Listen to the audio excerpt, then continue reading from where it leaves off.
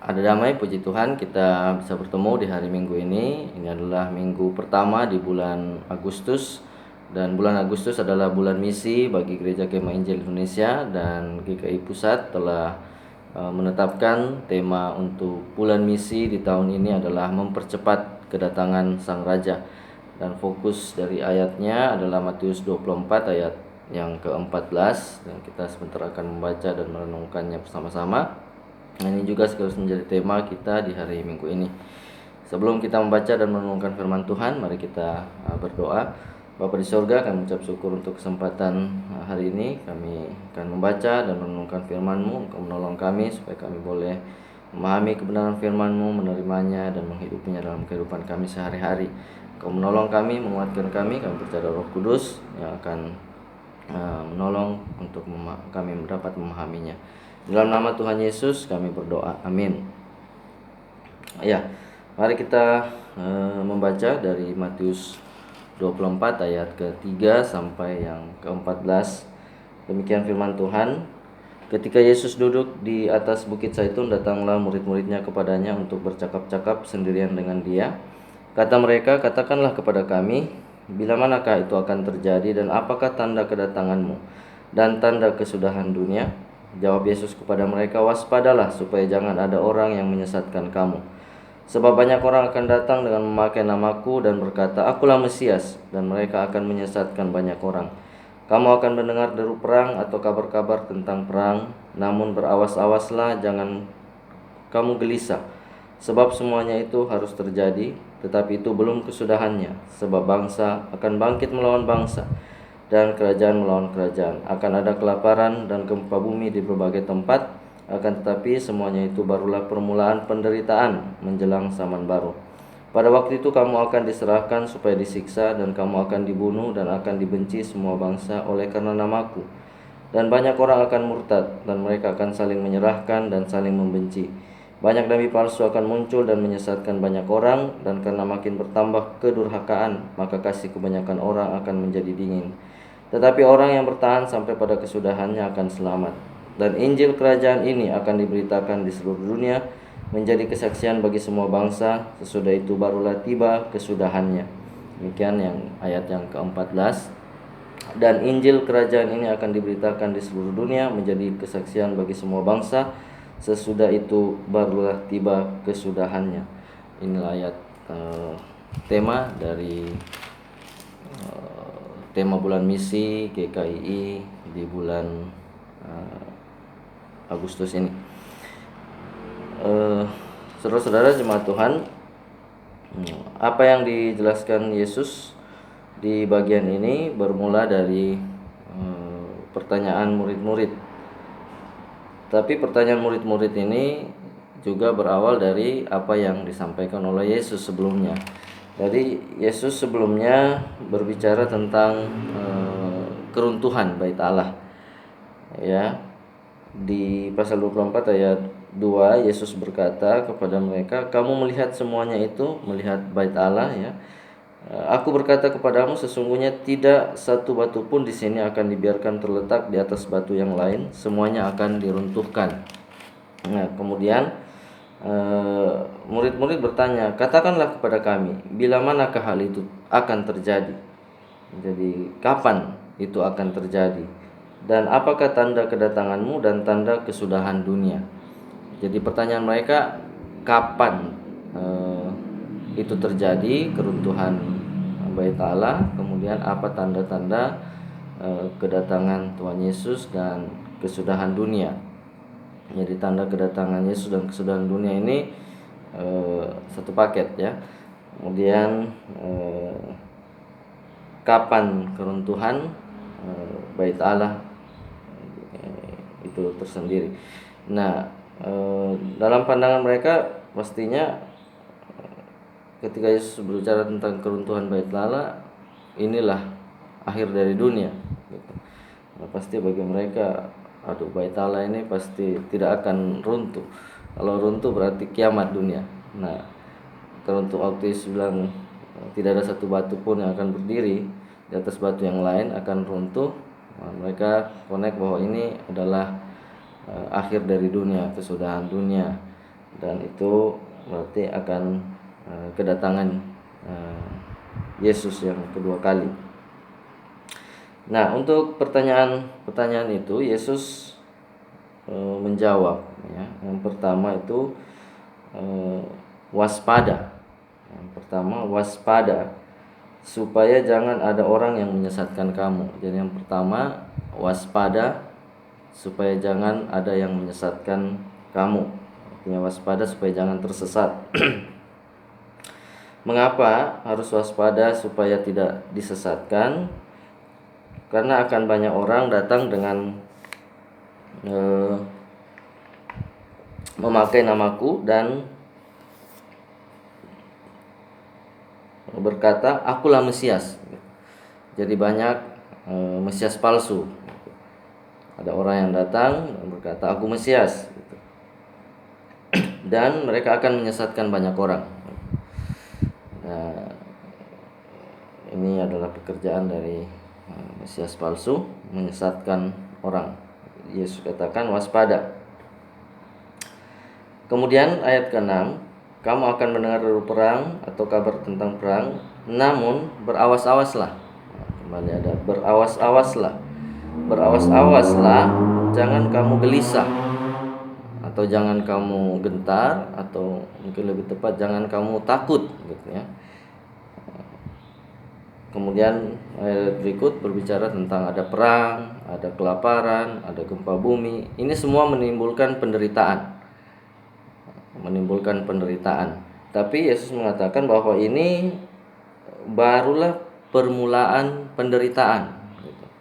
Jadi ada perang, ada kelaparan, ada gempa bumi, itu baru permulaan penderitaan menjelang zaman baru. Jadi akan ada penderitaan yang lebih besar lagi, yang lebih keras lagi, karena perang, kelaparan, gempa bumi hanya permulaan saja, ya, untuk menjelang zaman yang baru. Jadi akan ada penderitaan yang lebih lagi. Nah, penderitaan yang lebih lagi ini dijelaskan di ayat yang ke-9 dan seterusnya itu. Pada waktu itu kamu akan diserahkan supaya disiksa, kamu akan dibunuh dan akan dibenci semua bangsa oleh karena namaku. Kemudian banyak orang akan murtad, mereka saling menyerahkan dan saling membenci. Banyak nabi palsu akan muncul dan menyesatkan banyak orang. Jadi ada lagi nabi palsu menyesatkan lagi banyak orang. Jadi ini eskalasinya semakin meningkat, ya, makin meningkat. Dan karena makin bertambah kedurhakaan, maka kasih kebanyakan orang akan menjadi dingin, tetapi orang yang bertahan sampai kesudahannya akan selamat. Jadi akan ada penderitaan yang terus meningkat, terus menjadi lebih keras dan keras penderitaan itu.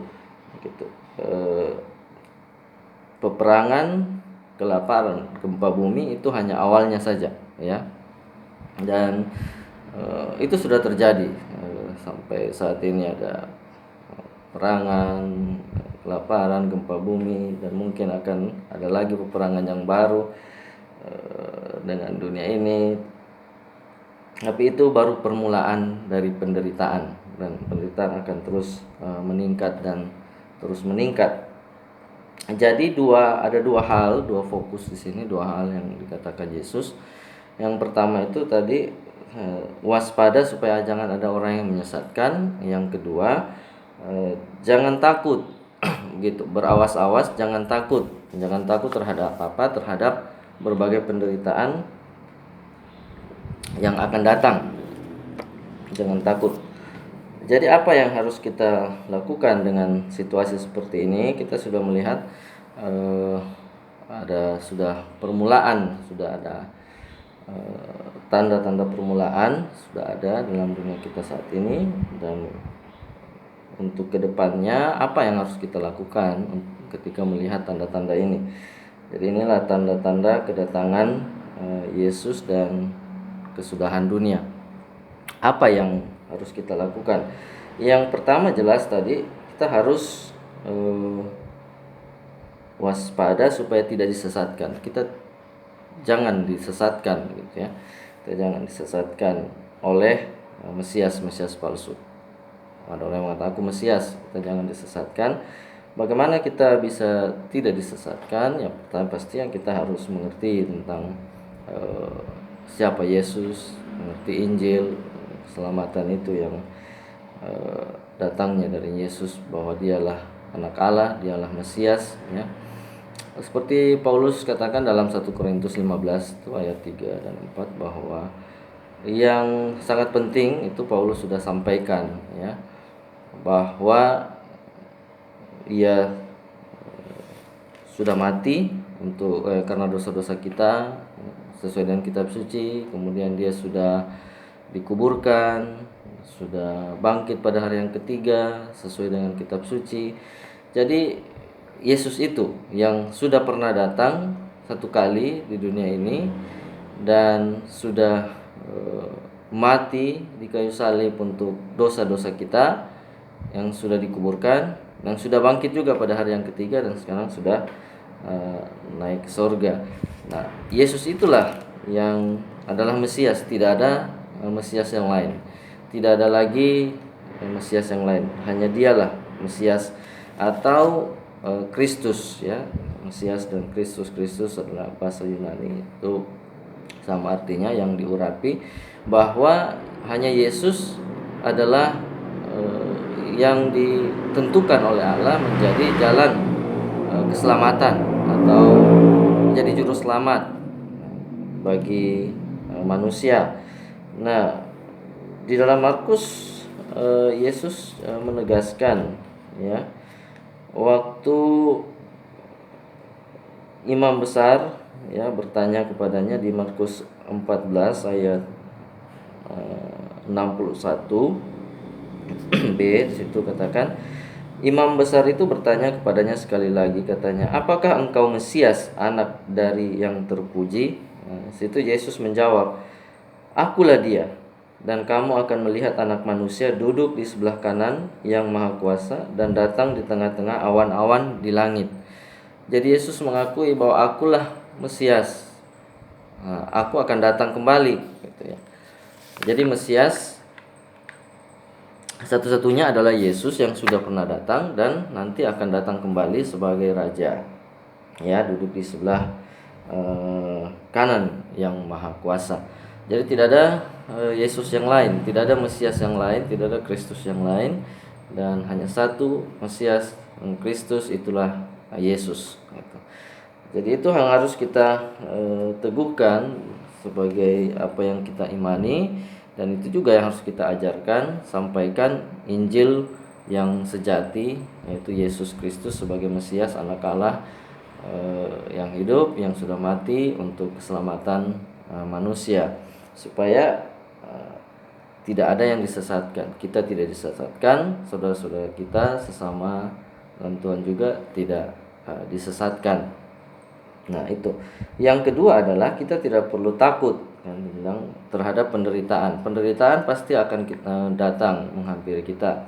Tapi nanti di akhir-akhir menjelang kesudahan itu, penderitaan itu akan semakin meningkat.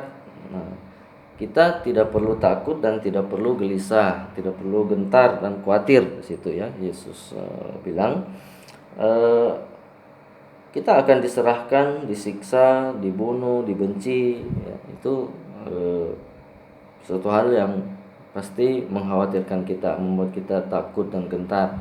Tapi kita punya kekuatan bahwa ada pengharapan di dalam Tuhan, dalam Yesus, ya. Dalam Paulus mengatakan di dalam Roma pasal yang ke-8 bahwa ayat ke-35, siapakah yang akan memisahkan kita dari kasih Kristus itu? Penindasan atau kesesakan atau penganiayaan atau kelaparan atau ketelanjangan atau bahaya atau pedang. Nah, itu. Seperti ada tertulis, oleh karena engkau kami ada dalam bahaya maut sepanjang hari. Kami telah dianggap sebagai domba-domba sembelihan. Tetapi dalam semuanya itu kita lebih daripada orang-orang yang menang oleh Dia yang telah mengasihi kita. Kasih Kristus itu tidak akan terpisahkan dari kita, gitu. Tidak ada yang bisa memisahkan kita dari kasih Kristus. Karena sebab aku yakin bahwa baik maut maupun hidup, baik malaikat maupun pemerintah, baik yang ada sekarang maupun yang akan datang, atau kuasa-kuasa baik yang di atas maupun yang di bawah, ataupun sesuatu makhluk lain, tidak akan dapat memisahkan kita dari kasih Allah yang ada dalam Kristus Yesus Tuhan kita. Jadi kita tidak perlu takut, tidak perlu gentar, gelisah terhadap segala macam penderitaan yang akan menimpa kita, mungkin sangat keras sampai penganiayaan dan penyiksaan, pembunuhan, karena kita yakin itu semua tidak bisa memisahkan kita dari kasih Kristus. Sekali Kristus mengasihi kita, itu akan kekal selama-lamanya, dan maut tidak memisahkan kita, karena justru maut membawa kita kepada Yesus. Jadi kita tidak perlu takut dan tidak perlu gelisah dengan segala situasi yang ada, termasuk penderitaan, ya, karena kasih Kristus itu kekal adanya. Allah setia, Dia yang mengasihi kita, Dia akan setia juga akan menjaga dan memelihara kita. Dan di ayat 13 dikatakan, tetapi orang yang bertahan sampai pada kesudahannya akan selamat. Jadi kita harus bertahan sampai pada kesudahannya. Tapi kita bertahan ini juga sampai kesudahan bukan oleh kekuatan kita sendiri. Ya, kita bertahan oleh karena kasih Kristus. Kita bertahan oleh karena kesetiaan Allah sendiri, kesetiaan Allah sendiri yang tidak akan meninggalkan kita, orang-orang yang sudah diselamatkannya. Jadi kita dijamin akan tiba pada kesudahannya, ya. Bertahan itu bukan karena kelayakan kita atau kemampuan kita, karena kekuatan kita, tapi semata-mata karena kesetiaan Allah sendiri. Allah sudah mengaruniakan kita kasih karunia, anugerah, keselamatan.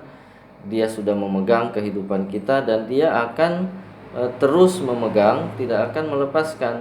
Bahkan tidak akan ada orang yang bisa melepaskan. Itu kan Yohanes 10 dikatakan. Jadi kita tidak perlu takut, kita akan tiba pada kesudahannya, tetap bertahan. Nah, setelah itu apa yang harus kita lakukan selanjutnya? Nah, inilah fokusnya kita di ayat yang ke-14. Injil kerajaan ini akan diberitakan di seluruh dunia menjadi kesaksian bagi semua bangsa. Jadi kita tidak usah kita jangan disesatkan, kita tidak usah takut, gentar, khawatir. Kita harus berfokus pada misi Allah.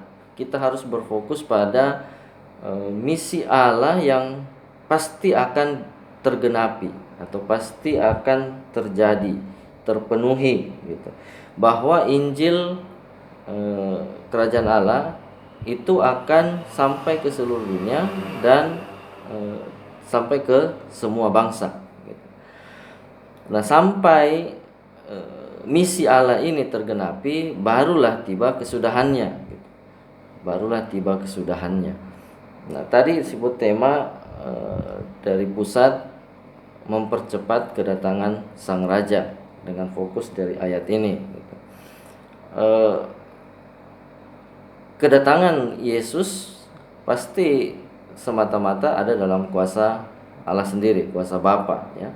Bapa yang menentukan, gitu. Kita tidak punya kuasa untuk menentukan sebenarnya mempercepat atau memperlambatnya, ya. Tapi dalam konteks ayat ini, bahwa kesudahan itu tiba kalau atau setelah Injil ini diberitakan di seluruh dunia dan menjadi kesaksian bagi semua bangsa.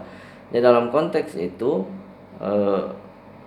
ketika kita terlibat dalam misi ini, pemberitaan Injil ini, maka kita mempercepat Injil ini tersampaikan ke seluruh dunia atau tersampaikan ke semua bangsa. Nah, dengan begitu maka dalam pengertian itu mempercepat kedatangan Yesus atau kedatangan Sang Raja. Tapi sebenarnya kita tidak bisa katakan kalau begitu kalau saya tidak pergi, tidak menjalankan misi ini, maka saya memperlambat eh, kedatangan sang raja. Saya rasa tidak, ya.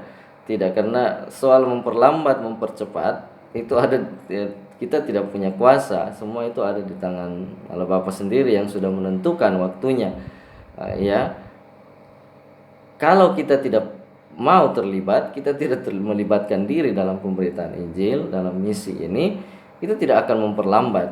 Karena kalau kita tidak melaksanakan, pasti ada yang akan melaksanakan. Pasti ada yang akan melaksanakan, menggenapi misi ini, gitu.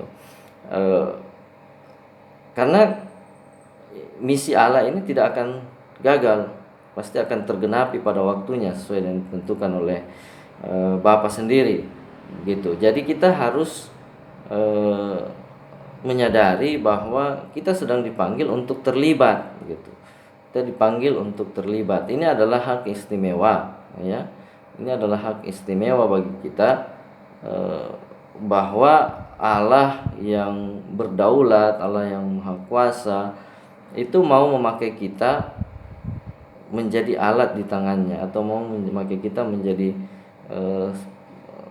rekan sekerja Allah, begitu, untuk menggenapi misi keselamatan Allah, gitu. Jadi ini adalah hak istimewa yang harus kita laksanakan, atau kita melibatkan diri di dalamnya, begitu. Karena inilah kehendak Allah bagi kita. Pertama-tama ini adalah kehendak Allah, ini adalah perintah, ya, perintah Yesus sendiri dalam Matius Manat Agung. Ini adalah perintah Yesus. Kita sebagai orang-orang yang sudah diselamatkan, di mana Yesus sudah mati bagi kita, kita harus melaksanakan perintahnya sebagai wujud kasih kita kepadanya, gitu. Nah, kita melaksanakan itu. Nah, ketika kita melaksanakan itu, ya itulah semakin cepat Injil kerajaan ini tersebar, semakin cepat kedatangan Yesus yang kedua kali. Begitu. Jadi fokus kita di tengah-tengah situasi dunia saat ini, nanti akan ada banyak penyesatan. Sekarang sudah banyak penyesatan, ya, semakin meningkat. Kalau saya bisa bilang semakin meningkat penyesatan. Banyak di medsos itu ajaran-ajaran yang salah tentang Yesus, ada banyak. Itu akan semakin meningkat, dan juga akan penderitaan juga akan semakin meningkat. Sekarang kita juga sudah rasakan dengan COVID dan segala macam, akan meningkat terus sampai penganiayaan dan penyiksaan bagi orang-orang yang percaya, bagi kita. Dan itu kita tidak usah takut, tidak perlu khawatir, tapi kita harus selalu berfokus pada bagaimana menggenapi misi Allah ini. Kita harus dalam segala situasi itu kita mengedepankan apa yang menjadi misi Allah. Sebab kita sekarang adalah utusan-utusan Allah, perpanjangan tangan dari Yesus Kristus di dunia ini. Kita melanjutkan misi Yesus di dunia ini. Nah, itulah yang fokus kita, itu yang dikehendaki oleh Allah saat ini. Dengan demikian kita boleh mempercepat kedatangan Yesus yang kedua kali. Jadi pertanyaan bagi kita saudara-saudara, apakah kita mau terlibat di dalam misi Allah ini, gitu. Kita semua dipanggil, apakah kita mau terlibat? Kalau kita tidak mau terlibat, kita tidak mengatakan bahwa tidak akan ada yang pergi, akan ada, gitu. Akan ada yang karena misi Allah akan pasti tergenapi, gitu. Tapi kita juga dipanggil dan mau terlibat di dalamnya, gitu. Mau terlibat di dalamnya untuk menggenapi apa yang menjadi panggilan Allah bagi kita semua, apa yang diperintahkan oleh Yesus, gitu. Jadi itu respon kita seharusnya di dalam menanggapi segala situasi saat ini, secara khusus menjelang kedatangan Yesus. Tanda-tanda sudah ada, jadi kita harus fokuskan hati kita dan hidup kita untuk bagaimana menggenapi misi Tuhan bagi kita. Mari kita berdoa. Terima kasih ya Tuhan, kami mengucap syukur untuk kebenaran firman-Mu. Tolong kami dalam segala situasi ini, supaya kami tidak disesatkan. Kami selalu ingat siapa Yesus, satu-satunya Mesias dan Kristus yang sudah datang dan yang akan datang sebagai Raja kembali ke dunia ini. Dan juga kami tidak perlu takut dan gentar, gelisah dengan segala macam penderitaan yang akan menimpa kami, orang-orang yang percaya. Karena kami percaya kasih Kristus, kasih-Mu Tuhan kekal adanya, Engkau setia, Engkau tidak meninggalkan kami. Dan biarlah kami dalam segala situasi ini boleh berfokus bagaimana menggenapi misi-Mu di dunia ini. Injil kerajaan Allah ini harus diberitakan ke seluruh dunia supaya menjadi kesaksian bagi semua bangsa. Terima kasih ya Tuhan, kami mengucap syukur. Hanya dalam nama Yesus Kristus kami berdoa. Amin. Terima kasih, jemaat damai. Tuhan Yesus memberkati.